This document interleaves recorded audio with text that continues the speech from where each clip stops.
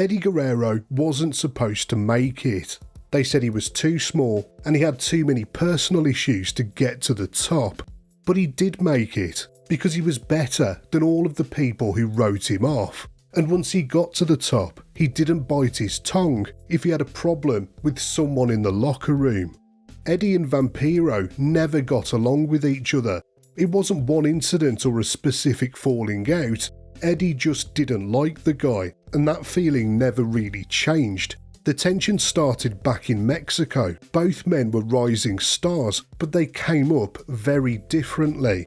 Eddie was earning respect the hard way by delivering great matches and proving himself as one of the best technical wrestlers of the era. Vampiro, on the other hand, exploded in popularity thanks to his looks and charisma. In Mexico, he was getting over like a rock star, despite not being a standout in-ring performer. From the beginning, Eddie thought Vampiro was arrogant and self-important and more concerned with his image than actual wrestling. And when they both ended up in WCW later in the decade, nothing had changed. In fact, Eddie's opinion of Vampiro only got worse. I got to admit, I wasn't thrilled to see Vampiro on the WCW roster when I came back. I knew him from back in Mexico, and he was one of the most two-faced guys I've ever had the displeasure of working with. He'd shake your hand and say, "I'm so thankful, it's an honour to work with you," then badmouth you behind your back. You could never believe half the shit he said. Maybe some of it was true, maybe it wasn't. To this day, I still don't know when the guy was being honest. In 1999, Vampiro started getting TV time as part of a faction called the Deadpool alongside Raven and the Insane Clown Posse. The gimmick leaned into gothic theatrics and it was all trench coats and face paint and moody promos. Eddie had no issue with the Insane Clown Posse personally. In his book, he actually praised them for being respectful to the locker room, but he didn't think the wrestlers in the angle were putting enough effort in. Meanwhile, he and the likes of Rey Mysterio and Conan were out there every night, putting everything on the line and not getting the credit they deserved. Eddie didn't respect what Vampiro brought to the table in Mexico, and now in WCW, he was being featured alongside celebrities like he was a big deal. In a lot of ways, Insane Clown Posse were more professional than Vampiro.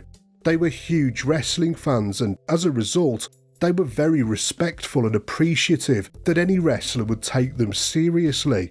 "Anything you want to do, Eddie," they'd say, then honestly work to the best of their abilities to get the match over. They were definitely easier to work with than Vamp. He'd be all agreeable before the match, but as soon as you got in the ring with him, he'd start trying to put himself over at the expense of everyone else and the match. But by the end of the 90s, Eddie was frustrated working for WCW in general, and especially having to work with Eric Bischoff. At the time, Bischoff was WCW's executive producer, the guy calling the shots behind the scenes. Eddie was part of the Cruiserweight division and one of the best wrestlers on the roster, but he felt like Bischoff was treating him as an afterthought. Despite how good the Cruiserweight division was, WCW never gave it much respect, and Eddie and the other smaller wrestlers were getting frustrated. Eddie was the Cruiserweight champion at least.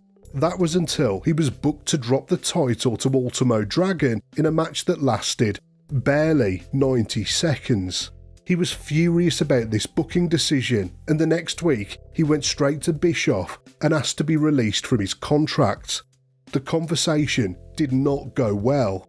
Man, he was pissed. Eric reached across his desk for his cup of coffee, but he was so angry and agitated that he hit it off the edge. It flew right at me, spilling all over my pants. You'd think that would have snapped him out of his rage, but he just kept getting more and more aggressive. For a minute there, I thought it was going to come to blows. I was fully ready to knock him out. Fortunately, Bischoff knew better than to fight me. He just stormed out of there, cussing me as he slammed the door behind him.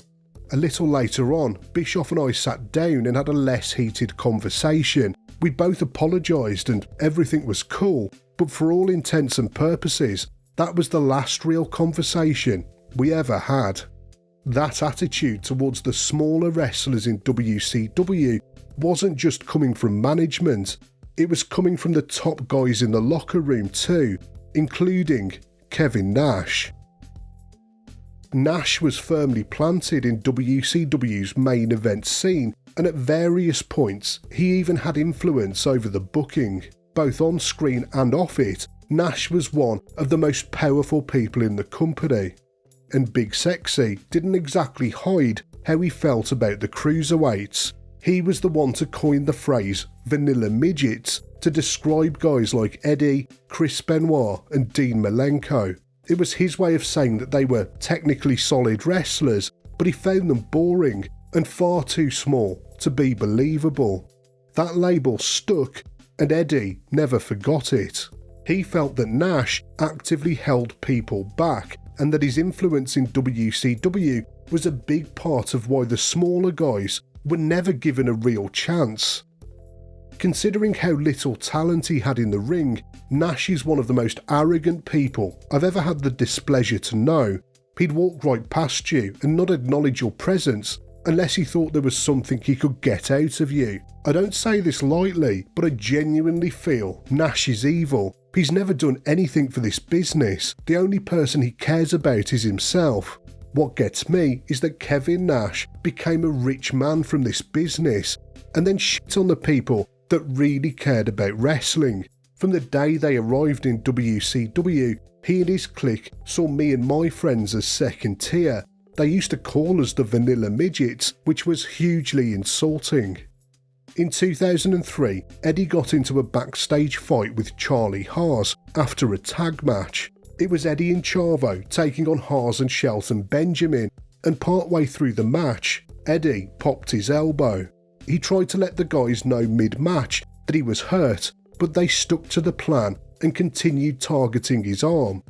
To Eddie, that crossed a line. Protecting your opponent in the ring was non-negotiable, especially if an injury had occurred. Shelton and Charlie kept picking me up, throwing me around and pulling on my injured arm. They were just making a rookie mistake, but I was hurting pretty bad and started getting hot. When we got to the back, Chavo said, "Come on, let's go talk to these guys." It turned into a screaming match right from the start. The four of us got into each other's faces, and before long, Charlie and I started pushing each other. Fortunately, the boys got in there and split us up before things could escalate any further. Incidents like that happen all the time backstage. The only thing to do is apologise and let time run its course. Eddie and Kurt Angle were two of the most intense personalities in the business, and in 2004 they clashed with each other backstage. By this point in his career, Eddie had been under a lot of pressure. He'd just come off his WWE title run, and while it had been a great achievement for him, it had also taken its toll. He was physically banged up and emotionally drained. He'd also found it difficult to live up to the expectations that came with being the guy carrying the brand on his back. And as always, Eddie was holding himself and everyone else to a very high standard. One night on SmackDown, that pressure boiled over. There had been a beatdown segment involving Kurt, Luther Reigns and Mark Jindrak. Eddie felt that Reigns and Jindrak had been far too stiff in the ring and didn't protect him properly. He was furious about it, but rather than go after the rookies, Eddie confronted Kurt. Eddie saw Kurt as the senior guy in their group and that he should have been keeping them in check. Backstage, they got into a shoving match with each other before Kurt grabbed him and put him in a front facelock and started choking him out. Reportedly, the Big Show had to physically step in and pull them apart. A few days later, they calmed down and talked it out. Kurt later posted this photo of the two of them taken right after the incident and shared the story himself. Kurt summed it up best when he said that he and Eddie were like brothers. They loved each other and hated each other with equal ferocity. By 2005, Eddie was one of the most trusted veterans in WWE. Batista, meanwhile, had just broken through to the top of the card.